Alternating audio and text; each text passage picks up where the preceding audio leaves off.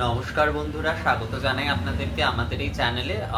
মা সরস্বতীর পুজোতে আপনারা অনেকে আমাকে জিজ্ঞেস করেছিলেন যে আহুতি অর্থাৎ মায়ের যে হোম আহুতি বা সংক্ষিপ্ত যে দশাঙ্গ হোম আদি যদি করা হয়, অর্থাৎ দশাঙ্গ ধূপ হোম আদি যদি করা হয়, তাতে কি কি আহুতি দেওয়া যেতে পারে। তো প্রথম কথা হচ্ছে ঘৃত গুগ্গল আদি আহুতি দেওয়া যেতে পারে। সুরধূপ অর্থাৎ যে পীত ধুনা সেটি আহুতি দেওয়া যেতে পারে।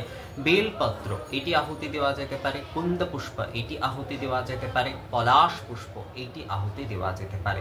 এই সবগুলি কিন্তু আহুতি দেওয়া যেতে পারে। আবার দশাঙ্গ ধূপ প্রস্তুত করে সেটি আহুতি দেওয়া যেতে পারে।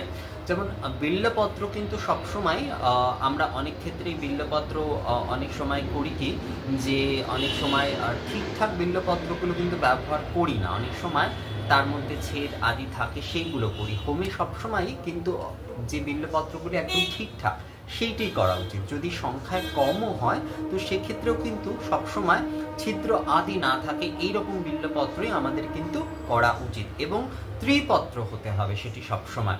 এই বিষয়টি কিন্তু মাথায় রাখতে হবে। তো হোমের ক্ষেত্রে আমরা মায়ের হোমের আহুতির ক্ষেত্রে আমরা কিন্তু বিল্লপত্র আহুতি দিতে পারি।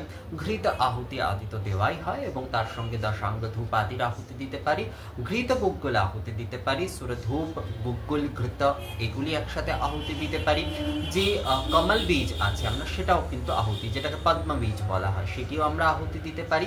কুন্দ পুষ্প আহুতি দিতে পারি। তার সঙ্গে হচ্ছে পলাশ পুষ্প আহুতি দিতে পারি। এবং শারদা তিলক তন্ত্রে বলছেন যে পুষ্প হোম হচ্ছে সব থেকে শ্রেষ্ঠ সরস্বতী পুজোর ক্ষেত্রে।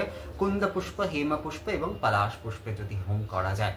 আমরা রাঙা পলাশটাই প্রধানত পেয়ে থাকি, তাই আমরা ওইটি দিয়ে থাকি। আসলে সরস্বতী পুজোর জন্য কিন্তু শ্বেত পলাশ প্রশস্ত, যদিও এখন আর সেইটি পাওয়া যায় না। হলুদ যে পলাশটি সেইটি পাওয়া যায়, তো সেইটিও যদি জোগাড় করে দেওয়া যায়, আর না পেলে যেটি আমাদের পাওয়া যাচ্ছে সেটি দেওয়া উচিত। তবে পলাশের কিন্তু কুড়ি অনেকে ব্যবহার করে, পলাশের কুড়ি ব্যবহার করে কিন্তু কোনো লাভ হবে না। পলাশ পুষ্প দিতে হবে, পলাশ পুষ্প দিয়েই কিন্তু হোম করতে হবে। সেটি যদি একটাও হয় তবেও কিন্তু পলাশ পুষ্প দিয়ে হোম করতে হবে। এই বিষয়টি কিন্তু মাথায় রাখতে হবে আমাদের। তো আশা করি মায়ের আহুতির জন্য যে হোম আহুতির জন্য এবং এই ধূপ হোম আহুতির জন্য কি কি দ্রব্য লাগবে আপনারা বিষয়টি বুঝতে পেরেছেন।